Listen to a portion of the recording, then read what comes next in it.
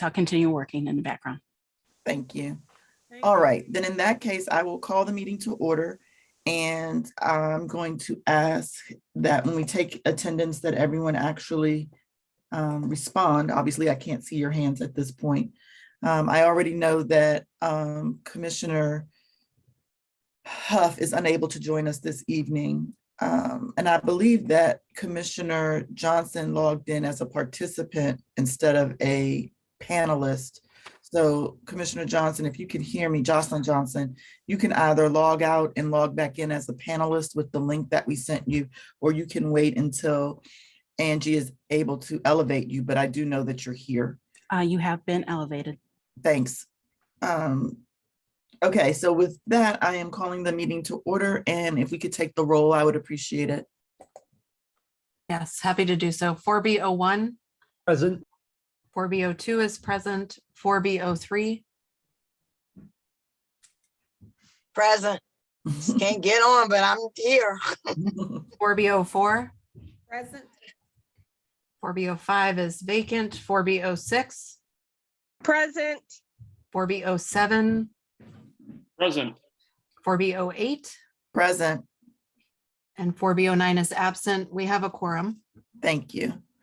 My thing says the host has stopped me, so I can't do video. We know, we're working on it now. Oh, okay. Okay. Everyone has the same issue right now. Oh, okay.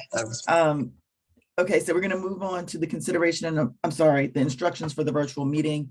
By now, I think everyone knows this, but you can use *9 to raise your hand. You can also use the raise your hand feature on your computer or your phone to ask a question, and we will get to you as soon as we can, depending on the appropriate point in the meeting. So I thank you for that. Again, we always ask that everyone be respectful and listen to everyone fully. And we'll move on to the consideration and approval of the April agenda. I am not aware of any changes to the agenda or any additions to the agenda. So I'm going to put forth a motion to approve the agenda as presented. Is there a second? I second. Thank you. All in favor, please say aye. Aye. Aye. Thank you. I believe that's everyone. I think I heard every voice. Okay, so from that, we will move on to the approval of the meeting minutes. And so to be certain, I'm just going to ask you to go commission by commission, SMD by SMD, so I can make sure everyone approves. The minutes were submitted for everyone's review. Did anyone have any question or comment? No. Nope. All right, so I'll put forth a motion to approve the minutes as submitted. Is there a second? I second. Thank you. All in favor? Let's go in order. 4B01. Aye. 2, Aye. 3, Aye. 4. 4B04. Aye. Thank you. 4B06. Aye. 7. Aye. And I'm 8. Aye. That's everyone. From there, we'll move on to the treasurer's report and any approvals needed for quarterly financial reports. Commissioner Bromington. Thank you. In addition to the video, is it possible to enable me to screen share? I'm not sure. Why don't we try? Um, Oh, Greg McCoy can't be heard. Greg McCoy hasn't been called on. Oh, He doesn't have the floor. Okay, my bad. Okay. Okay. Sorry. Okay. Is that, yeah. Okay, good. I got it. Thank you. Okay. So first off, I'll just note the current balance of our checking account is $51,809.34. So that's our current balance. But then for the quarterly report, we have a report that we should be reviewing today. So I will screen share that quickly. I can find it. Okay, does everyone see that? Yes. Okay, so this is the financial quarterly report that covers the second quarter of fiscal year 22 that corresponds to the months of January, February, and March of this year. So as you can see, the report shows a opening balance forward here of $37,662, with ending balance of $49,094.55. And you can see the different categories in which we had disbursements totaling $875.90 over these 3 months of the quarter. So that is the report as drafted. Are there any questions from the commissioners about the quarterly financial report? I don't have any questions. Anyone else have a question? Hearing none, I will make a motion to approve the quarterly financial report as drafted. Is there a second? Second. Thank you. Let's go in order again with the vote. 4B01, Aye. 2, Aye. 3, Aye. 4, Aye. 6, Aye. 7, Aye. and 8. Aye. So that's everyone. All right, we'll start with, oh, wait a minute. I'm getting some type, well, no, that's something else. I'm sorry. I thought the pictures were going to pop up. If we could start with commissioner updates, I'd appreciate that. And again, we can go in numerical order. If you don't have an update, if you could just indicate that you don't have an update and then move on.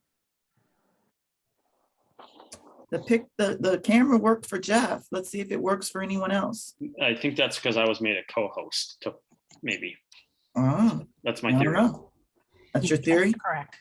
Well, was anyone else made a co-host? Because all panelists can share.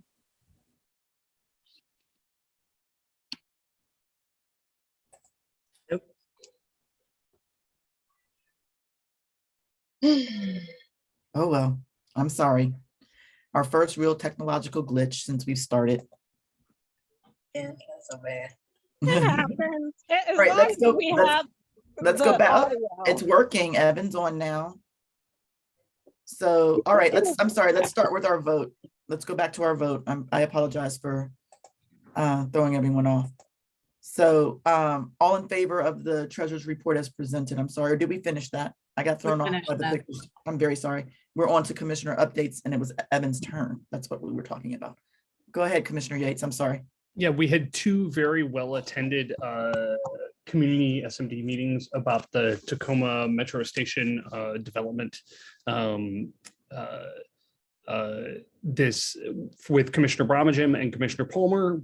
Everybody will hear about it again here tonight and have the opportunity to give their feedback here as well. I'm going to drop a form if people have thoughts they want to ensure reach Commissioner Bromagem, Commissioner Palmer, and myself into the chat that people can fill out. Instead of having to send a bunch of emails, you can very quickly fill out that form. And then I wanted to let everybody know, I'll circulate exact details later, but in the month of May, Councilmember Kovar, I have agreed to go to Councilmember Kovar's ward and host a meeting with him for Ward 1 residents in Tacoma Park. But of course, anybody in the ANC 4B is welcome to attend as well. Thank you. Next, 4B02. No updates for me. Thanks. 3, Nothing. 4. Can't hear you suddenly, Commissioner Parks. Did you mute your computer by chance?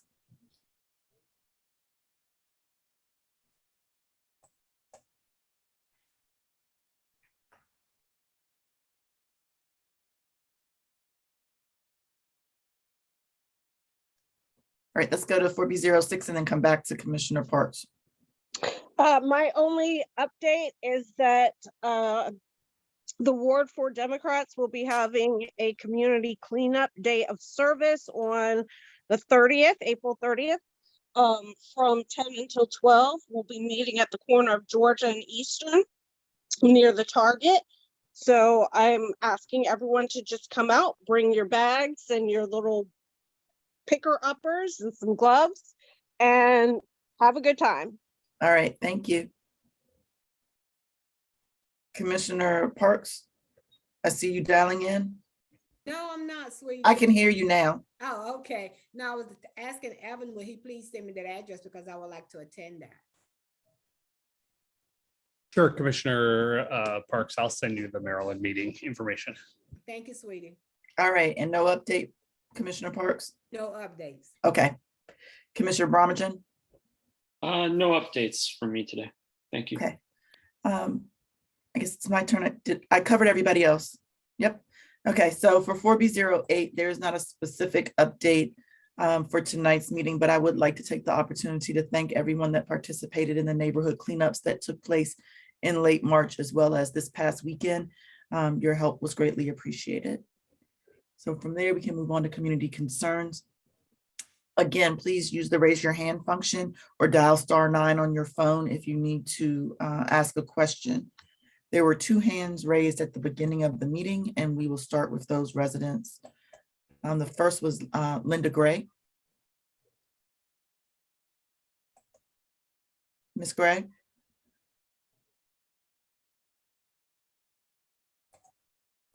You're muted.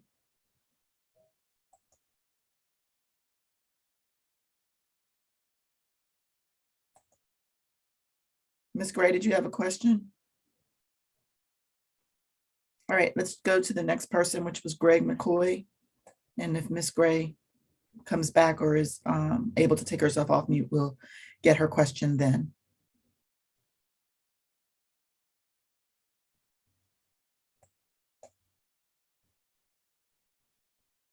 Can you hear me now? Yes, I can. Oh, I can also hear Ms. Gray. She was able to unmute herself. well, let her go. I'm sorry, hold on here. That's okay. I'm there now. Good Okay, evening. so we'll hear from Ms. Gray and then we'll hear from Mr. McCoy. Go ahead, Ms. Gray. Okay. Well, first of all, good evening, everybody, and thank you for having this meeting. My concern has always been with the development, and I've been working with groups on this development for a lot of years when EYA came around the first time and there was a proposal for the development. My concerns are this. It's not so much stopping or trying to stop development. We know it's coming. But I am concerned about the scale of the development in terms of it going from 5-story to 7-story. I mean, there are natural things like how is natural sunlight going to be affected? First of all, the most affected community is the Eastmont Cooperative.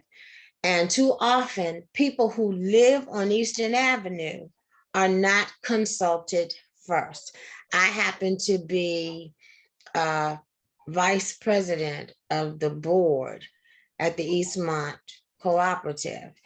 And there are things that we need to discuss in terms of, again, natural sunlight. How does that structure in and of itself impact the residents who live on Eastern Avenue? There is a traffic issue. Traffic is already out of control right now. So how is that going to impact the residents who live on Eastern Avenue? And I'm not talking about the Maryland side. I'm talking about the DC side. What about the green space? I mean, those are conversations that need to take place with the people who live there. And that has always been my concern. Every time we talk about development there.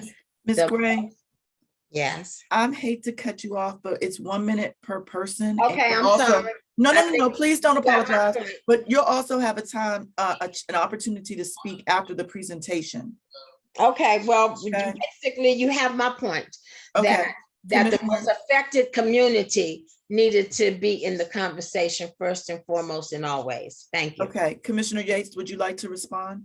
I mean, I would like to say that as someone who essentially lives next door to the project myself, I have encouraged the development team to outreach to the immediately adjacent communities on Eastern Avenue. And it appears they have done so because I have there's significant turnout from people on addresses there, both tonight and via the feedback form we've made available to people. But this is also an iterative process. Like I think hopefully, Ms. Gray, you'll consider the design that's offered tonight closely and offer your feedback on it, because I think it's substantially better than what we've seen before with regards to the buildings that exist on Eastern Avenue. But thanks for your feedback, and you can always reach out to me directly. I'll leave my information in the chat. Sure, I'd be happy to talk to you. Thank you. You're welcome. Thank you. All right, Mr. McCoy, thank you for being patient. Hello, my name is Greg McCoy. I've been invited by Johnson Johnson just to bring a quick bit of information about a program called Qualified Medicare Beneficiary. It's a state-sponsored program that provides, by their description, it helps district residents who are eligible for Medicare pay for the remainder of their Medicare expenses. So if they have Medicare, red, white, and blue card, and they get QMB, they basically wipe out all of their medical expenses. The reason I'm bringing it to you folks here is because the district gets a pass that everybody else doesn't get. So the federal poverty level is $1,060 in order to qualify for QMB in most other states, or it's even lower. In the district, it's $3,390. So if somebody in the district is making under $3,390 a month, they can qualify for a program that offsets all of the cost of their health care. Of the people who have this benefit in the district, about 50% of them, no, let me give it in different numbers. About 30,000 people in the district qualify for this. Only about 15,000 have it because they don't know about it. So what I want to do is just tell you about it and put some information in the chat. Thank you very much. I tried to get it in 1 minute, forgive me. I appreciate that. Thank you very much. Julie Lawson.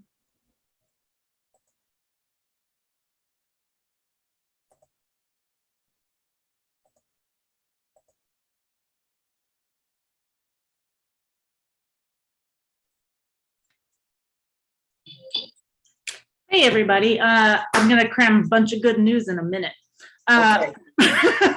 First, I want to let everybody know that on April 30th, which is this Saturday, Whittier Elementary School will be painting an outdoor mural for the early childhood outdoor classroom and playground. It's designed by an artist named Ilya, who has done a bunch of the murals in Noma.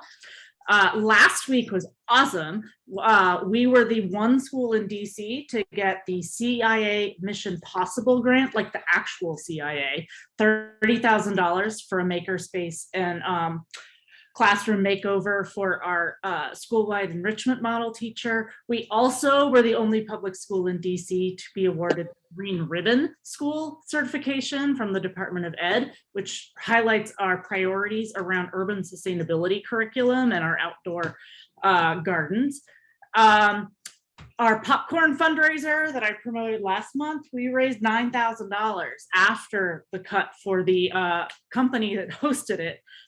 We are now looking for donations for Teacher Appreciation Week, which is the first week of May. I can drop a link in the chat. May 14th, we are having our spring festival with moon bounces and all these games. Sometime in the spring, we'll be doing an Aladdin musical. And not Whittier related, I wanted to highlight the Electric Vehicle Grand Prix, which will be at the UDC Bertie Backus campus on this Saturday. It starts in the morning, and we have 20 schools in DC who built electric cars, and they're going to run them and see how well they do. Thank you. Okay, I just highlight Sheridan Street one way. The Whittier community is really supportive of it. We will all be in touch. All right. Thank you very much, Julie.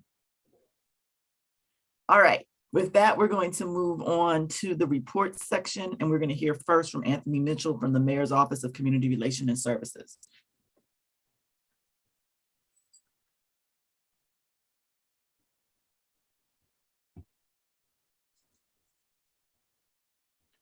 Hey, good evening, folks. Can you hear me? Yes, we can. All right. I don't think I have the option for camera, but y'all know what I look like. So I think you do, actually, yeah. But it's up to you if you're not camera ready. I'm camera ready. That's not only a problem. I just have the microphone in the bottom left corner. All right. Well, I don't know what's going on with that. It's all good. Y'all know what I look like. I've tried. So good evening, everyone. I got a couple things and I'm gonna try to get through them really, really quickly. And of course, if for any questions if folks have any. Firstly, thank you to everyone who participated in the cleanups this past weekend. I, had the chance to stop by a couple neighbors, including LRCA, LCAG, some folks in South Manor and Manor Park, and even in Tacoma. I got to stop by briefly over there. So had a great time. Of course, we're still in budget season. I'm going to drop the Ward 4 one-pager here so folks can see specific investments that the mayor is making in Ward 4 specifically. And then, of course, you can always go to budget.dc.gov to see the full presentation to council and get issue-specific one-pagers about where we're making investments across housing affordability, education, et cetera, et cetera.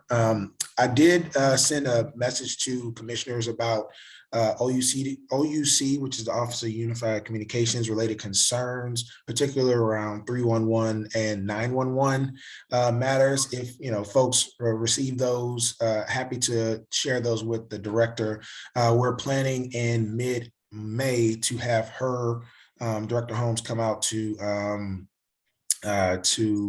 Ward 4 and hear directly from neighbors. More information will be coming available on that once we nail down a date, but definitely want to make sure that those concerns are getting addressed by both from commissioners and residents directly by the agency and our public safety partners. As always, I want to remind folks that the Ward 4 COVID Center is available still to get vaccines, boosters, even the second round of boosters. You can get it there. KN95 mask, rapid antigen tests at the People's Congregational Church over at 4703 13th Street Northwest. And last but not least, there are a few events happening this Saturday, April 30th. And I sent an email to all the commissioners just before the meeting started, but I will remind folks on the call who are listening that there's the Ward 4 meet and greet, which is Mayor Bowser, her Office of Community Relations, which is my office, as well as the Mayor's Office of Community Affairs will all be coming to Raymond Recreation Center this coming Saturday from 10 a.m. to 2 p.m. And there's a chance for you all to see all the different services that the Mayor's Office in terms of constituent services offers to residents, especially here in Ward 4. And I also will be dropping the information after I finish giving my remarks. There's also the Spring Flats Townhomes ribbon cutting that the mayor will be doing with Demped, the Deputy Mayor for Planning and Economic Development, where we will be opening opportunities for 10 townhome style condominiums that will be coming available to residents over on in Petworth. And last but not least, that will be at 12 o'clock, but at 2 o'clock, the mayor will be joining the Petworth Porch Fest kickoff event, which, as many of you may have seen last year, was a big hit amongst residents. So she'll be stopping by a number of community leaders and stakeholders to bring warm remarks and have a little bit of fun for Porch Fest. And that's going to be at Petworth Playground, which is 801 Taylor Street Northwest. Again, this coming Saturday at 2 p.m. With that, I'm going to shut up and take any questions if folks have any. Okay, Commissioner Palmer, I saw your hand go up. Yes, thank you. Anthony, do you have an update on the opening of the Tacoma Aquatic Center? Last update we had was from the last meeting where Chris Duggar gave from DPR. I can shoot him a text right now, actually, and see if there's anything that's up to date. Yeah, thank you. I don't think we heard much by way of specifics in terms of the timing, so I would appreciate that. Absolutely, will do. Did any other commissioners have a question? Commissioner Yates? Yeah, Anthony, since you brought up OUC, I wanted to flag that I would still appreciate a response to the inquiry about the delayed response at the Tacoma Metro Station back in February. That I corresponded with OUC, and since it's been on your radar for a couple of weeks now, and about the protocol for dispatching the closest available unit, regardless of whether or not that's a DC unit or not. As you know, we're a border community, and I think my constituents would appreciate if OUC prioritize the closeness of an emergency medical response rather than the agency responsible. So if necessary, we'd appreciate the cross-border reach out to Montgomery County where necessary.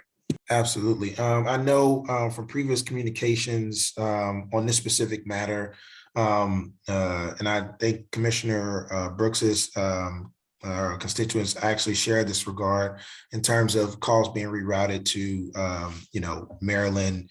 And that one, I'll say that they are really good about diverting those almost immediately to our folks because we get some of Maryland as well because of that border interaction. But also we are actively working with them. We have two, just as a peek behind the curtain, we have two different software systems that we're using, and we're trying to get them to communicate in a way where it doesn't reroute outside, or if it does, that we can it can then be looped. It's super technical, but have it re-looped back to us. Even if somebody is on the border, it does get pinged for a cell tower in Maryland, we still get it rerouted back to us. So that's a little bit more technical. That's something that's in the works. That's going to take a little bit longer. I think 10 to 12 months to actually get that software up and running so that it's communicating across platforms.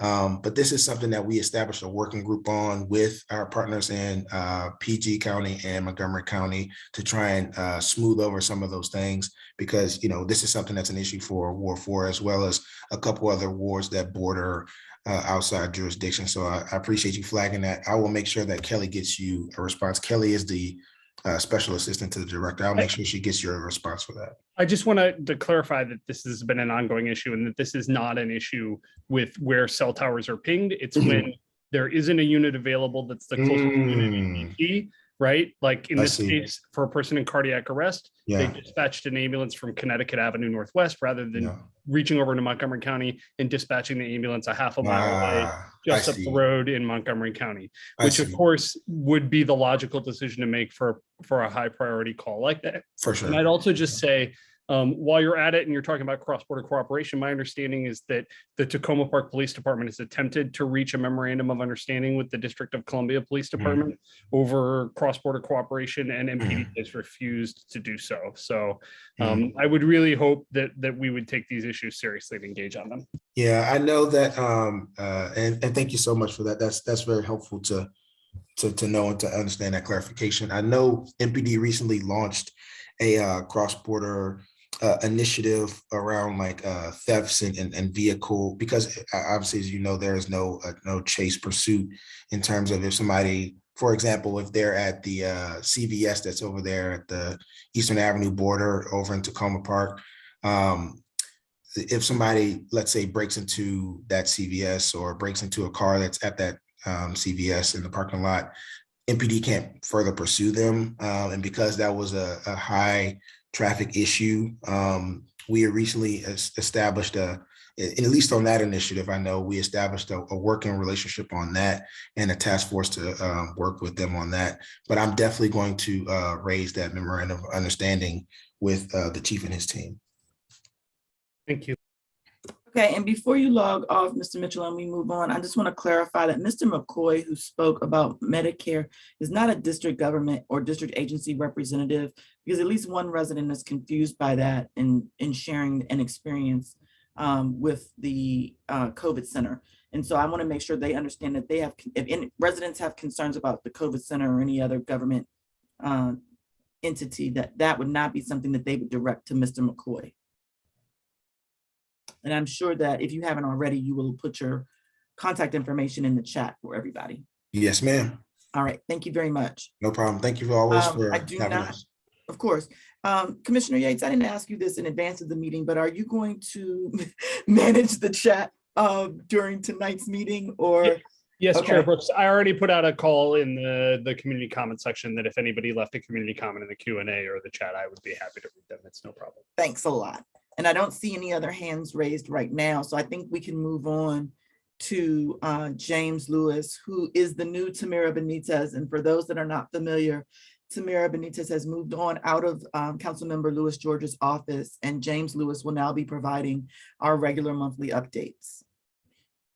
And while I've met James, I don't remember if you prefer James or Jim. Yeah, I go by Jim. All right, typically. thank you. Chair Brooks. Thank you everyone for having me here. I'm from Councilmember Louis George's office, and I'm excited to be here again. This is my second ANC 4B meeting, and I live in 4B, so I'm excited to be here.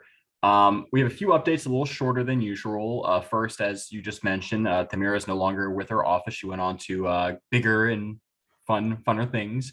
And I'm excited to try to fill her shoes right now. And it's a big order to fulfill. So the first thing I'm going to talk about is continuing discussing Ward 4 redistricting.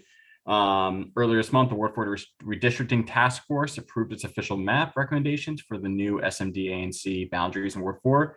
The recommended maps have now been shared with the Council's Subcommittee on Redistricting, which already held one public hearing on April 7th and will host another on the 28th to consider more changes before the maps become law. We have a lot of information on our website at www.janiceward4.com/redistricting. I will share that in the chat.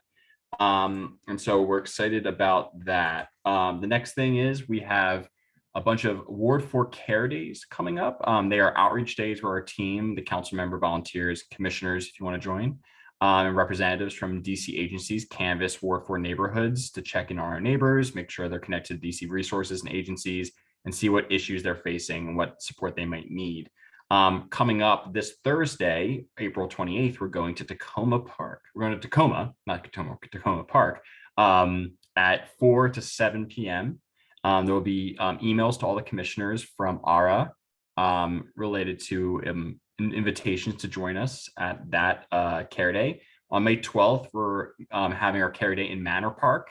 And then on May 26th, we're having in Chevy Chase, so a little bit outside of the ANC. We have a website section for that too at janiceward4.com/care, and I'll share that as well. And then finally, as always, please sign up for the Ward 4 newsletter to stay updated on everything happening with the DC Council, City Services, our community, and I'll share that link as well. And earlier I heard about the Aquatic Center in Tacoma Park, and we heard that it is on the 27th that it will open, but who knows what the new update would be. 27th of May or yes, May. That's what I've heard. Hopefully, that is the correct date now and will not be pushed back any further. Also this morning, I was happy to attend a big rally this morning at Tacoma Elementary School for the third graders doing their park exams. We had a great time cheering for the kids coming in third grade, and we'll be joining them again Monday morning to cheer for them coming in, the fifth graders for taking their tests. So that was really fun to join the Tacoma community there. And I will share all the information I have. So I appreciate you all having me, and I look forward to more meetings and Care Day. Please come out. Wonderful. Thank you very much. Commissioners, do you have any questions? Nope. Okay, we're going to move on. I'm sure you'll be hanging around for a little while in case there's some questions in the chat that we need to redirect, right? Of course. All right, thank you. I don't personally see Representative Fraser O'Leary in the chat. I do see a couple of phone numbers. So if you're on the phone, Representative O'Leary, please let me know. You can dial *9.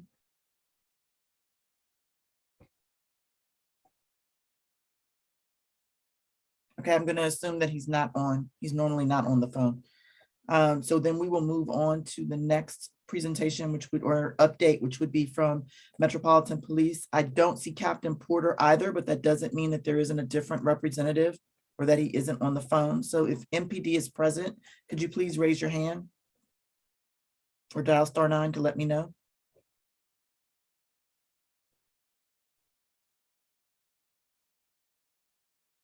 Okay, we're going to keep going. Commissioner Palmer, can you give a Housing Justice Committee update, please? Yes, thank you. I don't have much to share. So we had our last meeting April 6th, which was largely administrative, and we will be meeting again the first Wednesday in May, which is May 4th at 8 p.m. And that will be noticed a week in advance. Thank you. Thank you. Commissioner Yates, would you give the Vision Zero Committee update? Of course. We last met April 20th at 5:30 p.m. Our discussion focused around the proposed budgets and safety enhancements that we would support in those budgets. And our next meeting coming up will be May 18th at 5:30 p.m. Thank you very much. Commissioner Tiffany Johnson, would you like to give the update for community safety and support for the Community Safety and Support Committee? You need to unmute if you're speaking.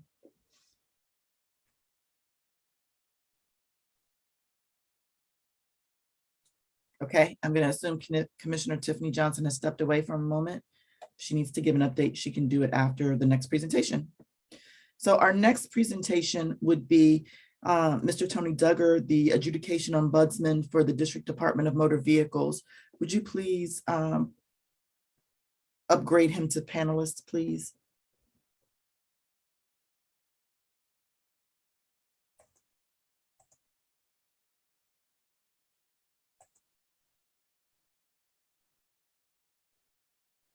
Good evening, Mr. Duggar. How are you?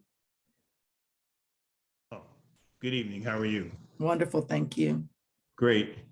I have a short PowerPoint. Is it possible I could bring that up? Yeah, let me see if I can give you access. I believe you should already have access to share your screen. Okay.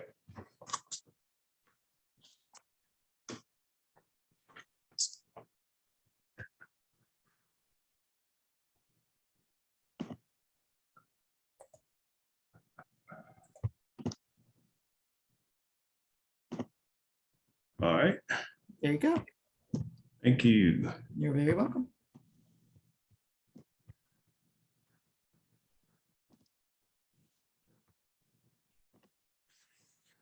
Okay, so good evening, everyone. And thank you to 4B for the opportunity to come to you this evening to talk about the DMV Adjudication Ombudsman's Office, what we like to call services to the public. And just to give you a very quick overview of the office first and introducing myself, my name is Tony Duggar and I am the Adjudications Ombudsman for the DC Department of Motor Vehicles. As you're going to see probably in this quick summary, this office was established in 2014 by the City Council, was an actual amendment to the DC Department of Motor Vehicles, actually referred to as the Amendment Act of 2014.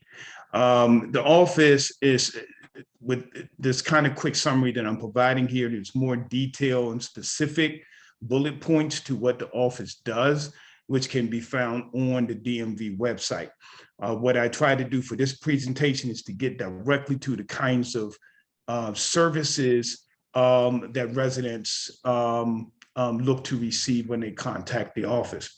There are multiple functions that really gets into recommendations and improvement, but that's kind of internal. So just a quick then summary is help citizens and visitors to the District of Columbia move through the adjudications process as they seek redress and assist them in identifying options to resolve their ticket issues. And I already mentioned when the office was established. So I need to see if I can minimize my screen a little more here. There we go. All right. So the process of the office. So if a person contacts the office, what we will do is first hear the issue. We will research the issue to determine its validity. If it is valid, we will advise the citizen of the next step or refer the issue to the appropriate office. If the complaint is invalid, we will explain why it is invalid and why it cannot be forwarded or referred from our office. And that's very interesting wording in terms of why it can't be forwarded or referred from our office. If a person chooses to want to speak to someone else, they certainly have that right. Our office typically carries the legitimacy and the clout within the adjudication and agency process that you could pretty much take our word to the bank 99% of the time. I think one of the things in the previous slide, Or it may come up, but let me just indicate here, we are independent. My position is an appointed position of the mayor. In our office, my office reports directly to the director. So that's the legitimacy and kind of the influence in the process. You could pretty much bank on that our word is 99% on point. You'll have that 1%, as you will see in the next point, when the issue is ambiguous, it will we will forward that issue to the appropriate office for a final word or determination. So if I could just kind of explain what that looks like practically. So the adjudications office, I should say everything is governed by law and regulation in the District of Columbia, because ticketing is a legal process. So we have to stay clear of any potential conflict of interest as relates to how adjudications is handled. And so there are those matters where our office may have to say, look, we're going to refer this over, and the adjudications office will have a final word in terms of how they may handle a particular issue. With that being said, our primary influence into the adjudication process then would be where there is error administratively, factual errors that may exist in the ticket, or those kind of technical issues and rules that will come up in adjudication that will be beneficial to the resident to know, to make sure that they're timely in their submissions. The services then that we provide, we inform citizens of their right to contest, their rights to request a reconsideration, their right to file an independent appeal. If the first three options do not prevail for the citizen can then file with DC Superior Court. We will assist in preparing your case. The adjudications process, the administrative process is pretty simple. So I know the word here may sound a little heavy, preparing your case, but it's really not that involved. We're talking and engaging many people in the course of a day. We will assist you in understanding and thinking about what you want to put in your defense for your ticket, and to give you a sense of how the hearing examiners think while they are reviewing your submission. Whether you do that online, whether you do that in person, or by mail, we will help you in thinking about what you need in order to try to obtain the best results. We will explain the fundamental defenses to a ticket that's listed on the website. There are fundamentally 7 defenses to a ticket. We review an open adjudication. An open adjudication can be typically the review will involve an adjudication that has minimally 1 decision, and that's the original contest of the ticket. We will go over that hearing record. We explain the hearing record, what the hearing examiner was looking for, and then we can make recommendations if in fact the citizen seeks to do a reconsideration. And as stated here, if there's any errors, we can also assist in correcting those errors. So make referrals to other offices to assist with paying tickets. And that's also a major piece kind of in the first slide when we talked about other options to resolving ticket issues. That's really getting into kind of those big ticket woes that some citizens experience, and they may need options in paying those tickets off. Again, we determine valid and invalid complaints. The valid complaints are easy. I could just tell you, in doing our work, it's tough with the invalid complaints because adjudication can be very emotional. People have feelings, and needless, to say, it's a legitimate process because the city is heavily regulated in this respect.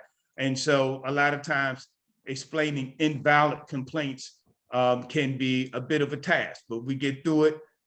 We work with residents to really see what they're saying, what they're complaining about, that in comparison to what is in the adjudication process in terms of what you can do and can't do. identify systemic errors and concerns raised by residents. So I've been in this position going on 3 years. The last 3 years, my office has pretty much reviewed about 6,000 different issues and complaints that are coming through citizens. And so a lot of times in that process, in the collection of the information that we get, we will identify systemic errors or issues that citizens will raise. And so we are able to track and monitor that. And a lot of that then is put forward as recommendations to the director to improve the system. Within reason, we can give you an opinion concerning the likelihood of winning an adjudication. And again, within reason, but we cannot provide legal advice or speak to a final decision. That's a conflict of interest. We'll never say this is what a hearing examiner is going to do. So we can certainly give you our experience. And as I said, you could probably take that to the bank.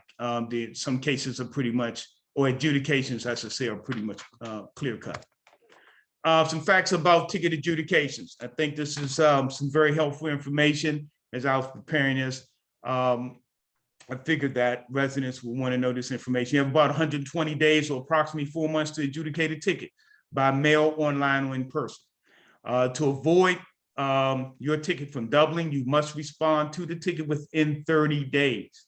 So you have 120 days to adjudicate, but if you do not respond to the ticket in the first 30 days, was that a timer for me? Yes, it is. Okay. But don't worry, All right. Keep going. Okay, so if you do not respond to the ticket in the first 30 days, it is going to double. And what the District of Columbia is simply saying is that you cannot take a District of Columbia ticket, throw it on the shelf and ignore it. You must respond to it, whether you're going to pay it or contest it. And you have 120 days to contest. So even after the ticket doubles, you still have an opportunity to contest the ticket. If you disagree with the decision, you have 30 days from any point in time of decision 1, decision 2, decision 3. It's a 30-day window between each phase of adjudications to make your submission to go to the next phase. If your reconsideration is denied, again, 30 days, I just stated, and you can then file with the Traffic Adjudication Appeals Board. And then from that, 30 days to DC Superior Court. If you do not contest the ticket in the first 60 days, this might be a bit confusing, but I just want to give it to you. You can always follow up my office. We can really explain more in this. But again, the 120 days, smack in the middle of that is 60 days. And so the first 30, it would double if you don't respond. You can contest a ticket normally within the first 60, but sometimes, people travel, like we have a military contingency here in the District of Columbia, people travel in the military and various things of that nature. Well, if they miss the ticket comes to their home, they don't really catch it, then we allow 60 days. But after 60 days, the 61st day, you realize you have that ticket, you will have to file what is called a motion to vacate. And that's what you see in that last sentence. Between the 61st day and 120th day to file that particular motion to contest your ticket. After 120 days, the adjudication period is closed. The government has evidence. It's critically important when you are dealing with an adjudication in the District of Columbia to really look at the government's evidence. The hearing examiner functions as a judge. He's an administrative official, but he's functioning, or she functioning, as a judge. And so they're going to look at the government's evidence. You have an opportunity to look at that evidence. And these are the 2 sites where you can go and look at that evidence. One, the first site that's given is for the review of camera tickets. You can go to that page and that home page and put in the necessary information to pull up the specific ticket. And you can look at all of the different reports that accompany that particular violation. For example, since there's camera tickets, reports are put out frequently to identify the proper functioning of the cameras. You can see those reports and you can identify the legitimacy of those. Certainly an hearing examiner would do that. They would use that as evidence. Department of Public Works is the other site for parking tickets. Typically when a enforcement officer is on the ground issuing tickets. Enforcement officers going to take pictures, going to take pictures of signs, various things of that nature. You can go and see if that evidence is there. If it's not there, you can adjudicate the ticket, and you can say to the hearing examiner, you did not see the evidence, and ask the hearing examiner, can the hearing examiner then go check to see if that evidence is there? If it's not there, you have a very good chance of having that ticket dismissed. Very quickly, as I come to the end of this, there are 4 basic agencies that's responsible for traffic regulation in District of Columbia: Department of Transportation. When you see the signs and roads, the signs and the road notices, they're typically put out by DDOT. They have an enforcement arm, and they also handle traffic direction. DC Metropolitan Police Department handles, they really have now shared some of this with the Department of Public Works, with the automated enforcement program, which deals with the video and the camera equipment that you see. Public Works, as everybody knows, they deal with the parking enforcement by and large, booting, impoundment, and auction. DMV only deals with adjudication. DMV does not issue tickets, anything of the like. DMV deals with primarily adjudications, driver's license inspections, those kinds of things you can get done as it relates to vehicle services. Commonly asked questions. I think this is good. How long does it take to complete a hearing decision online or through mail adjudication? Right now, it is approximately 8 to 10 weeks, and it can go up. But what happens once you submit online or through the mail, your ticket is suspended in the system. There is no adverse impact on the ticket or on you. You can continue to move around the District of Columbia freely, unless, if you do not have more than 2 outstanding tickets, then you would be okay with a ticket being adjudicated. Can a ticket be transferred from one person to another? No, it can't. Can a person request a payment plan? Yes, if you are a DC resident, and that comes out of the Office of Tax and Revenue. Will the DMV consider undelivered or late mail? No, the DMV would not consider that. DMV has no jurisdiction over the U.S. Postal Service. Can a person pay a portion of a ticket and still contest it? No. Once payment is made of any type on the ticket, there is a default to liability and the case is closed. Can a person adjudicate a ticket connected to a rental or lease car? There's a yes and no here. Rental and lease cars are very interesting situations. I'm going to start with a rental car. If you get a ticket on a rental car in the District of Columbia, you technically cannot contest that ticket because only registered owners can contest tickets of cars. And most tickets in the District of Columbia are issued to cars. The only time a ticket is issued to a person is when they're stopped by the police and the police ask for their license. And so given that fact, technically a renter of a vehicle cannot contest the ticket. They certainly cannot do it in an in-person hearing. At times it can be done online, but what would typically happen, the rental car will pay the ticket because they're in the business of renting cars. And once they pay the ticket, the case is closed. That's the same case with leased vehicle. Very seldom have I ever seen a resident adjudicate a ticket of a rental vehicle without that company paying for that ticket, and that adjudication went through its process. So that's why you have a yes and no there. Questions? Yes. I was gonna say, are we almost at the end, but I think this is your last.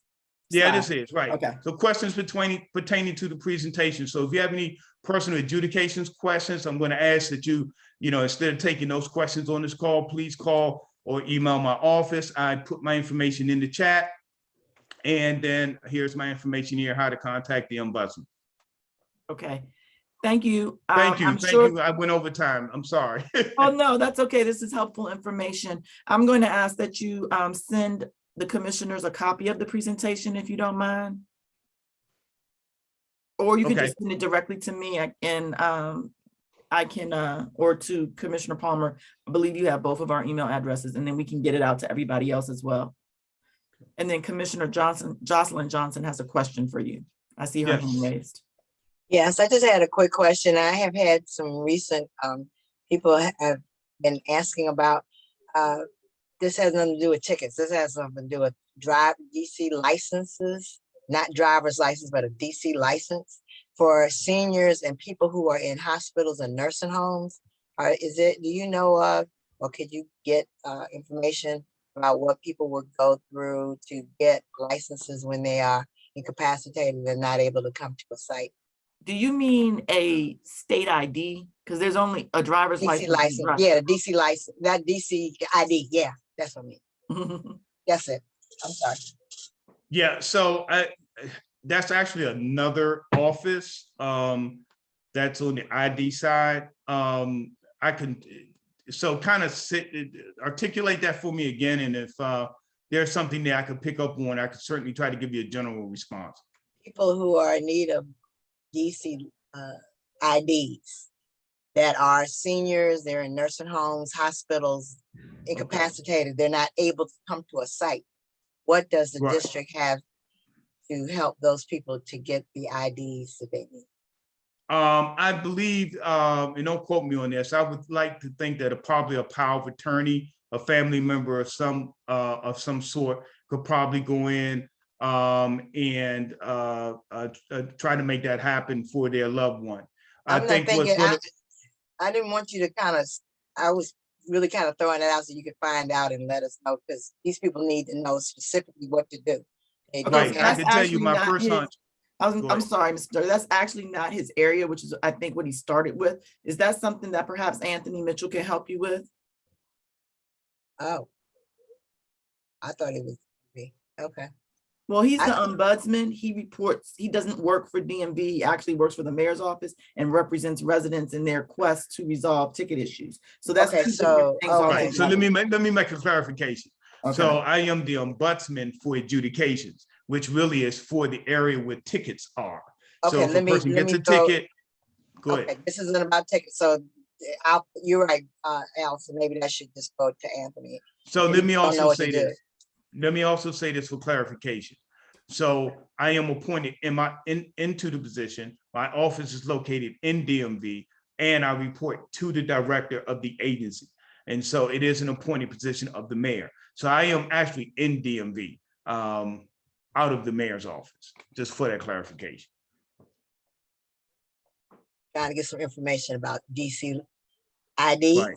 So it may be between, I guess you're right, Mr. Mitchell, somebody, because we don't know what to do. And people are running into brick walls and don't know how to get this type of problem addressed.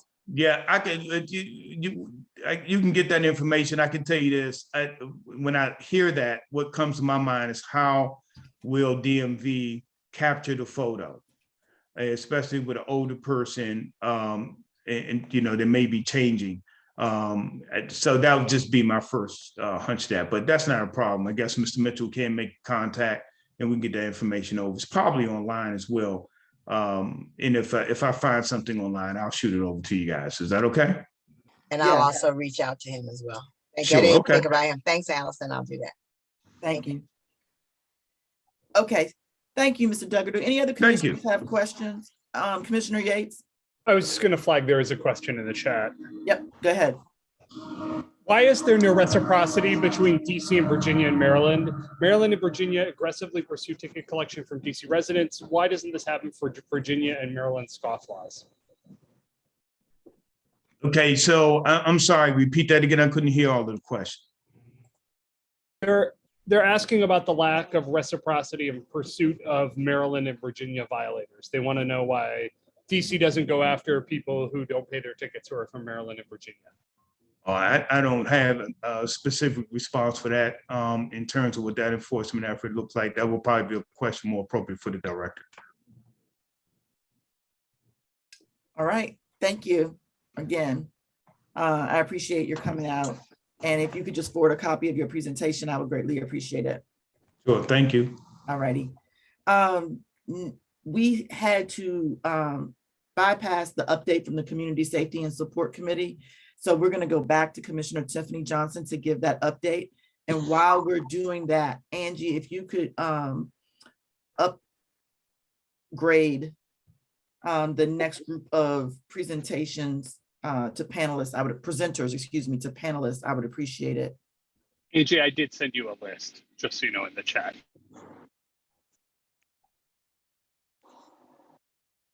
Okay, go ahead, Commissioner Tiffany Johnson. Hi, everyone. Thank you, Commissioner Brooks. Mhm. So we did not have full quorum for this month's meeting. Things happen, it's understandable. We did still hold the meeting with constituents. And we just talked a little bit about everyone's concerns regarding the uptick, the continued uptick in violence that we're seeing. But we also reviewed the OUC report and are working to come up with some systemic recommendations. Hopefully they will mirror those recommendations that were made in Commissioner Yates's previous resolution, as well as the DC auditor's report regarding OUC. Everyone is very concerned, and so we're going to work towards coming up with a resolution in the next month or so in support of the various recommendations from that OUC report. All right, thank you very much. Okay, so we'll jump back to item number 7 on the agenda, which is a presentation surrounding the proposed Tacoma Metro Station development. You guys have 15 minutes-ish presentation and 10 minutes for discussion. Great, thank you. Can you hear me? We can. One more thing, I think there are a few folks that still need to get promoted. Sorry. Who? Just Will Zide, Federico Oliveira Sala, Gabriel Canamar, Okay, I need you to go just a tad bit slower. I got Yeah. Will Zide. What about Kyle- Paul Tummins? Yes, Paul Tummins. Don't ask me how I know Paul Tummins needs to be updated. but And he's been on those other invites issues. have been sent out. Okay, so they just need to They just- accept. They have to Okay. accept. Okay, perfect. All right, the floor is yours, Mr. Okay, Goldman. thank you. Thank you so much, Commissioner Brooks and all the commissioners. I really appreciate you allowing us to present today. My name is Evan Goldman. I'm the Executive Vice President of Acquisitions and Development for EYA, and we're the contract developer for the Tacoma Metro parking lot site. We have a whole bunch of people on the call. I'm not going to introduce them in the interest of time, other than the 2 other EYA folks, Karen Garfield, who is our head of residential development, as well as Pamela Lee is our senior director of development. And they're both people that you'll be working with and seeing a lot over the next year or so. The other members in our team include our land use attorney, our traffic engineer, our civil engineer, our architecture firm, our landscape architect. They're all here. So if there are questions, they can answer them, but I'll move forward to the presentation. I also want to make sure we're going to keep this very short. I'm going to go through this at lightning speed.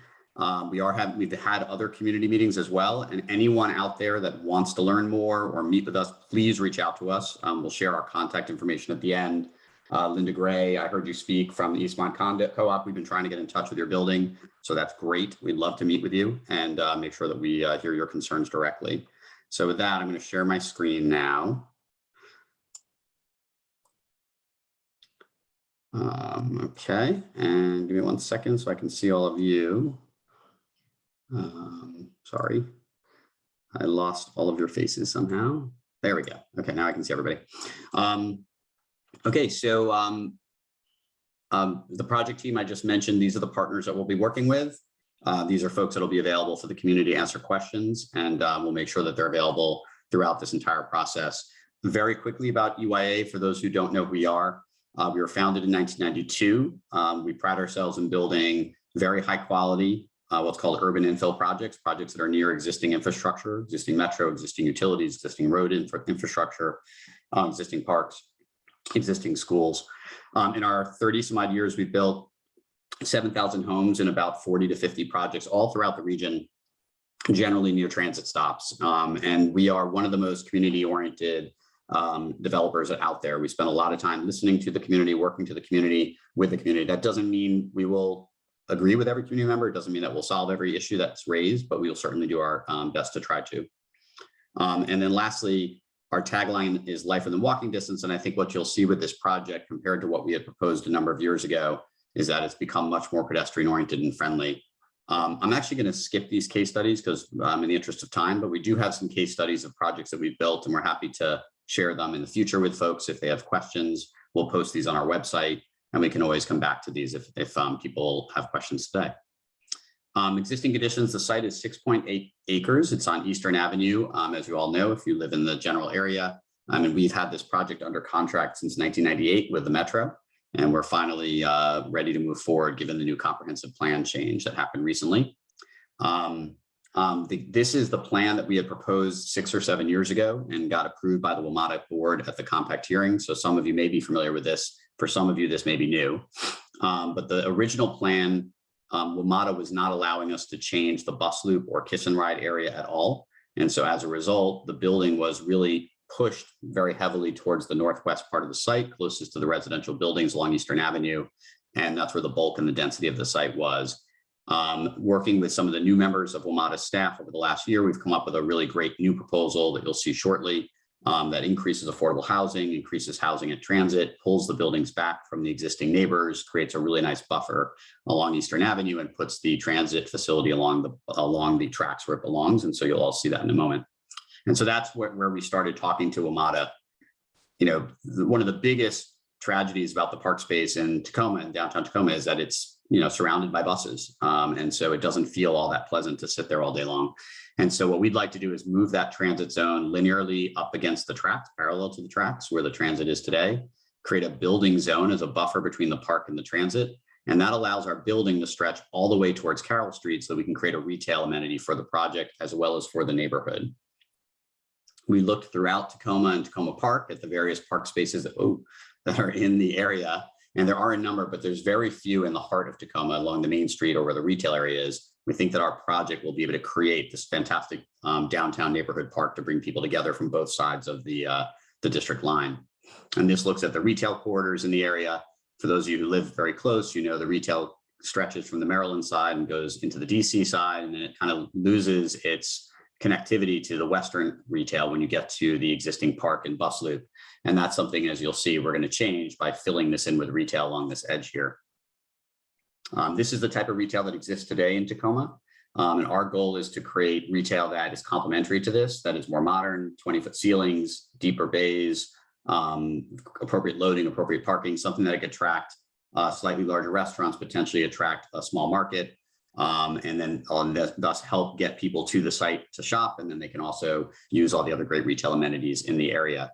But we will also make sure that we're incorporating, you know, quirky, fun, great signage and storefront architecture into the design of our building as well. We have started to look at urban plazas. You know, how can you line an urban space with retail and make it great and lively and vibrant and safe? How can you incorporate bike infrastructure into that space and transit facilities? So we're studying some models from around the country that we think will inspire our design in this location. And as I said, I know I'm going fast and I can always come back for some of this. In addition, to get some of our traffic impact and loading impact off of the street, we've come up with this idea where the people visiting our project by car, whether they're going to the retail or the residential, will be able to pull in underneath the building, as you can see here in this image from downtown DC. And there'll be a court, essentially, where all of those kind of back of house things, the loading, the drop off, the Uber pickup drop off, the parking all happens there, as opposed to out on Carroll, Cedar, or Eastern. And that will take some of the impact off of the existing neighbors. And that space inside can feel great. We expect it to have green space and trees and beautiful units lining it.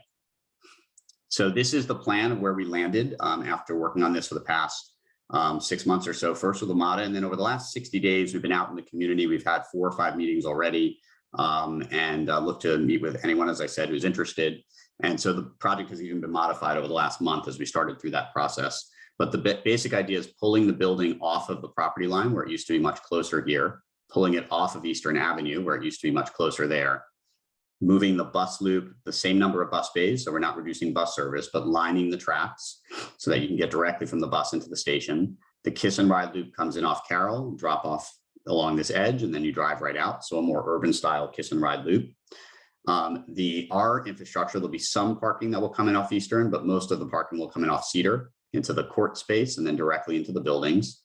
The retail fronts this really beautiful transit plaza that will have outdoor seating and a tiered space stepping down from Carroll and Cedar that will allow people to gather. You can imagine music playing and people sitting out, and that can become a festival space for the whole Tacoma neighborhood. We've created a shared path that goes through the site and connects bike and peds all the way from Eastern directly to the metro station, despite the fact that the Metropolitan Advance Trail will probably be built to the left of us, to the west of us. We're going to do that regardless. And then it preserves the vast majority of the mature trees and creates this really beautiful passive park that's a little bit quieter in the residential neighborhood. We're proposing 350 to 380 units, about 15% of them, or 15% of them to be affordable. We've already agreed that some of them will be 30% area median income, some of them will be 3-bedroom units, and we'll work with the ANC on that exact number.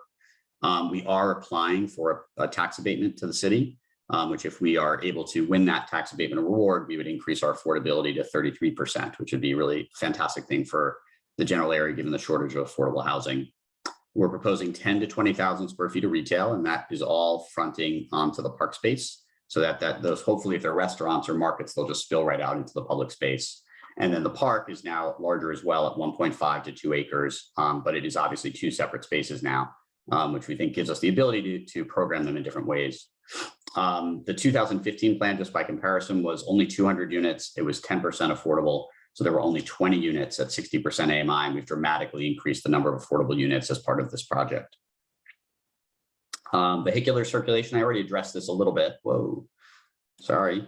Most of our vehicular circulation for loading and kiss and ride will come off, as well as residential parking and retail parking will come in off of Cedar. There'll be some residential parking that will come off Eastern, and then you'll have the bus loop will come in, circulate around, and then park along the station. And the kiss and ride will go directly out. So it shields a lot of the movements that used to happen from the kind of public streets. Regional bike, I spoke about this already. We'll create a shared use path through our site, and you can see how that will connect to some of the regional bike networks that are being created. There still will be a disconnect on Eastern Avenue as you go up towards Piney Branch, just given how narrow that street is. But within the WMATA property, we'll be able to get people very safely to the metro.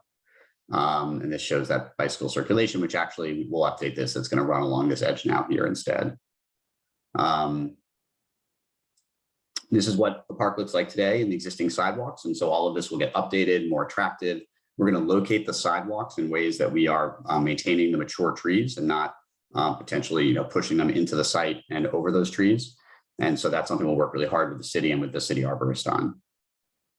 The old park space in the last plan and the existing park space is right here. WMATA had proposed expansion area for bus loop here. In the new plan, as you can see, it stretches and kind of buffers the entire building and is larger in total. So this was a massing diagram initially of what we were thinking for the building, with the retail fronting the retail plaza, this 9-shaped residential building with 5 to 7 stories, depending on where you are.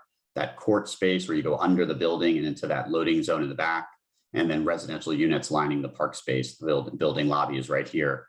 Our architect started playing with that design. We started dropping a floor after meeting with a number of the residents of the Maryland side and talking about how our building can better address concerns about height along the street. We then started looking at articulating that facade differently so that this facade feels more residential and the facade here feels more commercial. And you'll see that in a moment, what that looks like. And then we started breaking down those facades into smaller pieces so that this might feel like one building, this might feel like a second building, and this might feel like a third building. And so now you're looking along Eastern Avenue, this idea of kind of breaking down the facade along the park space. And obviously this is a very quickly done rendering. So this isn't exactly what that park would look like or the architecture, but you can see some precedent images on the right and you get a sense for what that architecture would look like with really pretty balconies overlooking the park. As we get, and once again, we will update these with much more photorealistic renderings as we go through the process. These are just to give you a sense of scale and type. A more modern facade above the retail facing towards the plaza where the metro station entrance is right here. And you can see that modern building wrapping the corner before it becomes the more residential styled building. And that's that court space that would be open and well lit. And then facing the metro tracks, we're looking at doing something that kind of simulates the idea of a wave or the sound wave and wind wave that you feel when you're on the metro coming into the station. And so you can see different size windows, different size fins that kind of makes it feel like the facade itself. is actually in motion. And the concept here is for this facade to be more modern, to be really something that architecturally stands out, and so that folks that are on the metro are taking notice of this new building. There'll also be green growing up the facade as well. It's something we're looking throughout the building as we think through sustainability. Last few slides, real quick. This is a section of the current proposal. 7019 Eastern Avenue is a residential house right across the street on the Maryland side. This is Eastern Avenue here.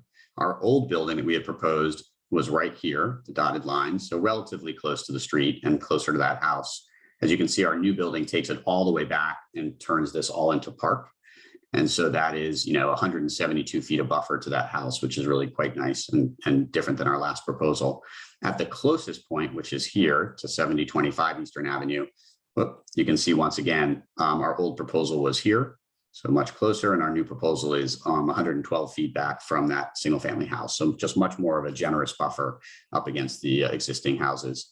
So now we're looking down Eastern Avenue towards the site. This was our 2015 proposal. And you can see how the whole building massing was pushed up towards that end of the site because we weren't able to move the bus loop. And now that building we're able to save mature trees and push that building off of the property line so that it's not as close to the existing buildings there. And we have spoken to the building owner of this building, and we've been reaching out with leaflets and to all the management companies for the buildings along Eastern Avenue, and happy to meet with anyone about that. Similarly, looking in the opposite direction, the old proposal was much more pushed to the north side of Eastern Avenue, closer to the existing residential. The new and the bus loop remained where it is. The new building pulls the building back and creates a park space along this edge and allows us to maintain those mature trees and pull off of the property. I'm so close to being done. Schedule. We filed our notice of intent to file our PUD on April 25th. We're presenting to all of you. On May 9th, there'll be an ANC meeting specifically targeted towards the Maryland residents who have asked for that meeting. In early June, we plan to file our PUD. Our compact hearing with WMATA will be in September, and we're hoping to be approved at some point by the Zoning Commission for our planned unit development in the first quarter of next year. Last slide, just to summarize, obviously a plan of the site on the right. So roughly 2 acres of open space, 350 to 380 units, 15% affordable, a number of amenities, both retail, park spaces, affordable housing,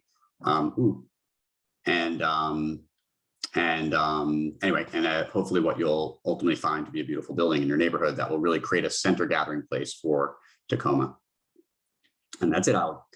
I'm 50 seconds over, I apologize, but open to any questions that people have. Sorry, I was muted. Commissioner Yates, since you put forth the presentation, would you like to start with the questions? I actually attended the 2 SMD meetings on it, so I feel pretty confident in it at this point. So I'll turn my time over to the other commissioners. Okay. Are there any other commissioners with questions at this time? Yes, Commissioner Parks. Okay. Can you hear me? Barely. I'm not sure if that's my computer or if that's your. I don't know. Mic. I've been having problems. But I can hear you. Go ahead. Louder. It's okay. Go ahead. Okay. The parking that you have now, the public will not be able to park at the Metro anymore. You're going to take all of that space away? That's a great question. Thank you. So let me go back to the overall plan. I can probably do it from here. So the original plan for the site, as you know, the parking that's there today is short-term parking, so it's not used for WMATA. Oh, sorry, I had a parking slide. That's where I meant to go to. There we go. WMATA does not need those spaces nor want those spaces, especially given their financial issues given the pandemic, because they're not for WMATA riders, obviously, because you can only park there for a few hours. But there was a desire to have retail parking. So what we are going to do is instead of WMATA parking owns parking spaces, there will be retail parking spaces, about 60 to 70 of them, that would be available using Park Mobile for anybody that wants to park, whether you're shopping in our project or shopping across the street. That parking would still be available. If somebody wants to park there and go down to Metro for an hour or two and come back, they'd obviously be welcome to do that. We're not going to enforce where those people are, but they would pay for that parking, just like you would typically pay at a WMATA market, the WMATA parking lot. For residential parking, we're parking at 1 space per 3 units. And then we have maintained WMATA's desired number of kiss and ride and bus stops. So that's the parking plan for the site. Okay, now with your kiss and ride, where are those buses going to pick up and let people off?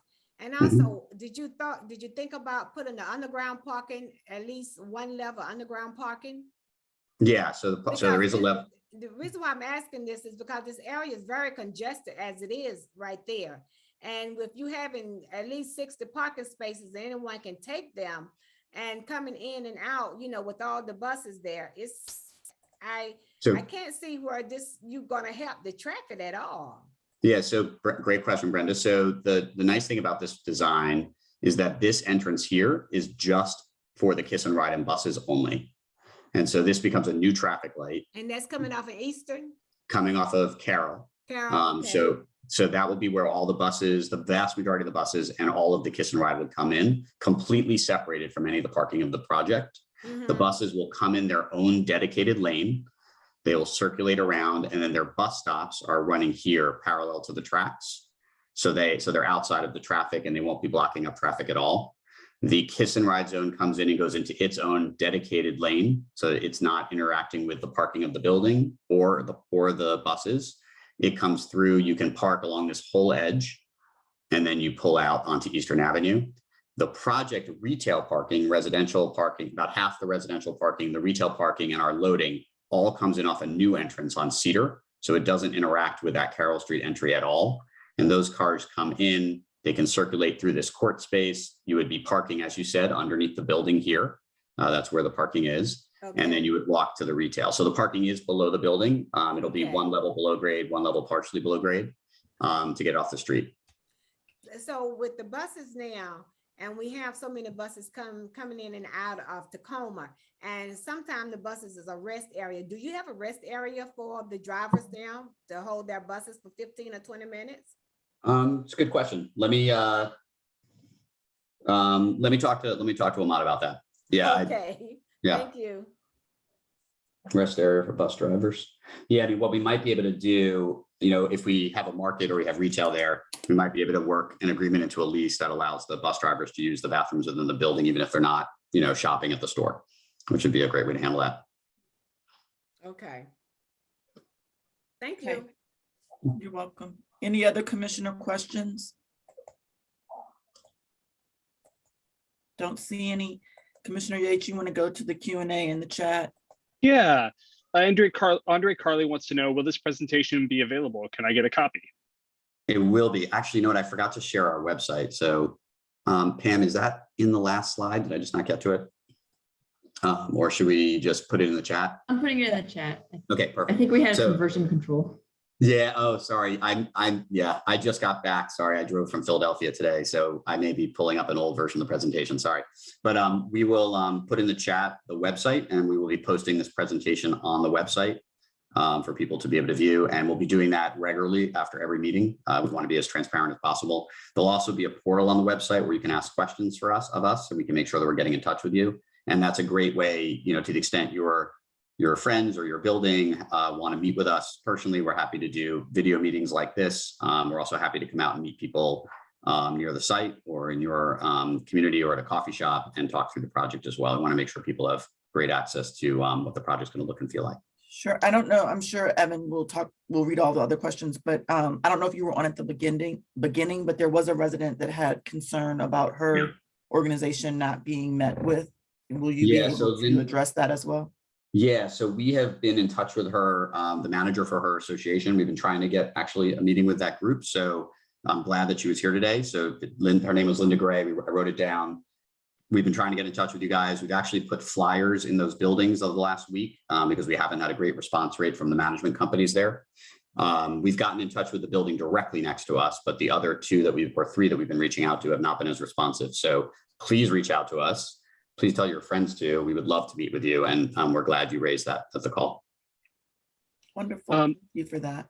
Go ahead, Commissioner Yates. Emily Parker wants to know, could you please repeat or clarify the number of planned affordable units? How many at 30% AMI, and for what AMI the remaining affordable units will be designated? And how many will be 1 bedroom versus 2 or 3 bedroom? Sure, great question too. So admittedly, we haven't landed on the exact number of units yet. That'll be 30% AMI, and the exact number of units that will be 3-bedroom affordables. So we will propose that prior to our submission of our PUD in the next 45 days. We're just working on the economics of that. But the concept for the units right now is 15% of the total units. So, you know, we don't know, let's say we have 350 units, you know, that would be roughly 52 affordable units in total, assuming we don't get the tax credit. And of that 52%, what we would typically do with our unit mix is they'd be the same as the mix of the building. So if we have studios, 1-bedrooms, 2-bedrooms throughout the building, the affordable units would mirror the same number of studios, 1-bedrooms, and 2-bedrooms we have in the building, with the exception of the fact that we will convert some of those units to 3-bedroom affordables instead of some smaller units. And that's that exact number we haven't landed on yet. The AMI for those units will be at typically 50 to 60% AMI, with some of those units reduced to 30. And then if we were to get the tax credit from the city, which we've applied for, we would actually increase the affordable count to 33% of the building, or a third. So assuming 350 units, that would be roughly 115 affordable units, which would be pretty amazing. And that would be, we have a future city council. So we'd have about 115 affordable units. We would retain a number of those units at 30% AMI because we agree that that's extremely important. We would retain the 15% at including the 30% AMI. The rest would be in the 50 to 60% range. And then the remainder of those additional units per the city's regulation would average out to about, I think it's 75 to 80% AMI. So it'd be a mixture in that case of pure affordable and workforce housing within the building. And we didn't have a lot of time, so I didn't get into this, but I'm happy to have a separate conversation with you. EYA is one of the most experienced affordable housing and mixed income developers in the region. We do this all the time in apartment buildings and townhomes, both for sale and for rent. And we think it's a huge part of who we are as a company, and it's part of our mission. So we're excited about it. Just to real quick clarify, there was a follow-up question in the chat that I'm going to bump to the front just because it's clear. What is AMI? Can you explain what that is briefly? Yeah, thank you. So so AMI is area median income. And so if the area, let's say the area average income in the Washington area is $100,000 a year for a family of 3 or 4, that would be your AMI, that would be the area median income would be 100,000.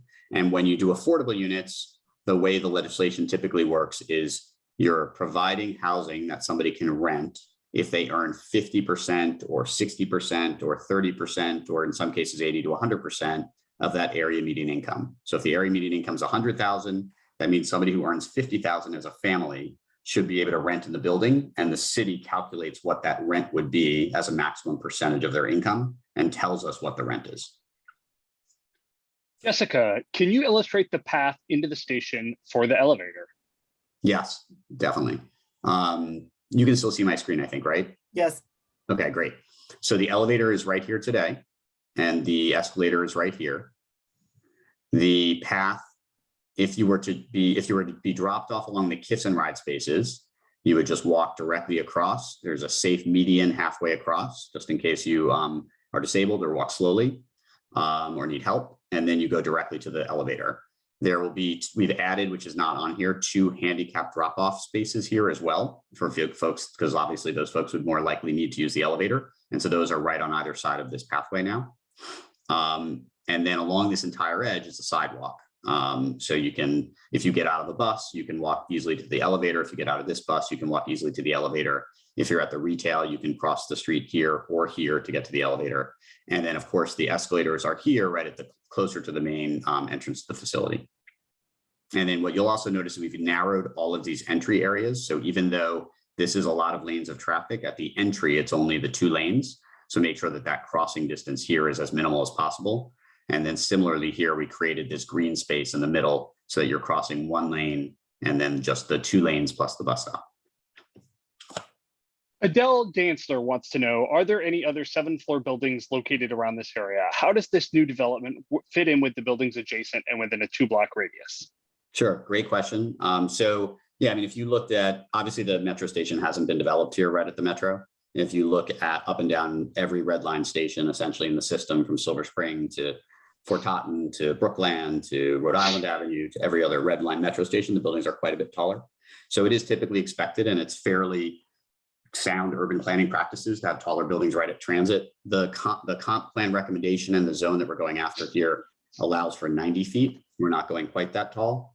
And there may be some debate about height. I think our view here is we've created this really nice buffer up against the existing residential as a way to handle the fact that there are some single family homes across from us, but in the name of what's really needed, which is affordable housing, and in housing density right at transit, we think it's an appropriate scale and height for the site. Someone who's anonymous says, in the past, WMATA anticipated needing additional bus bays in future years. Has that changed so that you don't need extra bus bays now? Yeah, that's correct. So WMATA's internal operations group is comfortable with the 9 bus bays long-term. Adele, I see your second question, but I'm going to go to Ellen Karlansky so that she can get her first. She wants to know, is there some reason that the trucks can't enter the same way that the buses do on Carroll? Yeah, so we aren't able to share the WMATA bus. This WMATA infrastructure will be WMATA only for the buses in the kiss and ride zone. They are not open to sharing that with the trucks or other infrastructure, especially since trucks would then have to back up into the kiss and ride or the bus loop to get into the building. And that's why we've created this separate entrance zone. But if you think about it, the biggest nuisance with trucks is typically the backup sound. And so by pulling them off of the street, so that all of that movement is done here versus along Cedar, the largest nuisance from those trucks will be taken care of. Obviously, it'll be a nuisance for our own apartment renters, and we'll have to make sure that the windows on the inside of this project are really strong, which we will. But we were sensitive to that along Cedar Street. Adele wants to know, are these micro units less than 600 square feet? I mean, there will be some units less than 600 square feet. So a typical studio in the market today is anywhere from 450 to 550 square feet. So there will be some units that are that small, but no, the average unit size is certainly not micro. We wouldn't market these as micro units in any way. All right. Well, thank you. I think that covered all the questions in the chat and in the Q&A. Am I correct, Commissioner Yates? That's correct, Chair Brooks. All right. Well, thank you very much for your presentation. We really appreciate it. Thank you all for giving us some of your evening, and wish you all well. Very welcome. All right. At this point, we will move on to the next item on the agenda, which happens to be the consent calendar. I think most realize that at this point, we post the drafts of the consent items on our website the week prior to, or the midweek prior to this meeting, and everyone has the opportunity to read these in greater detail there. Currently, there are 3 items on the consent calendar. I can't speak, it's getting late already. We have a letter, Advisory Neighborhood Commission 4B Fiscal Year 2023 Budget Priorities, sponsored by Commissioner Palmer, Brooks, and Yates. We have Resolution 4B 220401, calling for meaningful consideration of traffic safety investigation requests and traffic calming infrastructure along 5th Street Northwest, Commissioner Palmer and Commissioner Yates. And then we have Resolution 4B 220402, supporting a special exceptions for rear enclosed deck at 515 Oglethorpe Street Northwest, BZA case number 20708, Commissioner Parks. So items on the consent calendar are not up for discussion. We will take a vote on the slate as presented. All in favor of the consent calendar, please say aye. We have to move it first. I'm sorry. We have to move it first. So as opposed to voting, is there a motion to accept the consent calendar as presented? I make a motion to accept the consent calendar as is. Thank you. I heard a second. Thank you. So all in favor? Let's just go in order. So I can't see everybody. Well, I can see most people. I can't see the 2 Commissioner Johnsons. Aye. Thank you. Commissioner Tiffany Johnson? Aye. Thank you. That's everyone. Okay. The last item on the agenda is a letter that I've proffered. It's in support of a community support letter for Hellbender's Brewing Company, which is located inside of my SMD. Due to some unfortunate circumstances and really just an administrative snafu, there is a lapse in their liquor license, and they've asked for community letters of support as they go back to Abra to address the issue. I put forth a letter that I believe everyone has seen, and it is also on the website. If there are any questions, I'm happy to answer them now. No questions? No.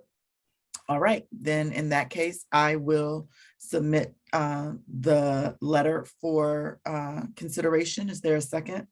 Second. Thank you. All in favor, please say aye. Aye. Aye. Jocelyn Johnson and Tiffany Johnson, I need to hear you. Aye. 303. Aye for 4B06. Thank you. Are there any nays? Abstentions? Thank you. So that was an abstention for Commissioner Yates and a yay for everyone else, Commissioner Palmer. So you have it for the record. All right, wonderful. That was the last item on our agenda. So I'll take a motion to adjourn the meeting. So moved. Yay. Good night, everyone. Thank you for your participation, and we'll see you next month. Oh, wait, before we get off the call, for those residents that normally participate in our meeting, I want to make note that our meeting, I believe, is, I need to check the date. I don't believe we do not meet just generally. We do not meet the last Monday of the month. We meet the fourth Monday of the month. And in May, there happen to be 5 Mondays. So I want to reemphasize that our meeting in May is on May 23rd, not the last Monday, because that is Memorial Day. So we will reconvene here on May 23rd and look forward to everyone's participation. Thank you very much and have a wonderful evening. Thank you. Good night. Night. Good night, everyone. Good night. Toodles. Bye.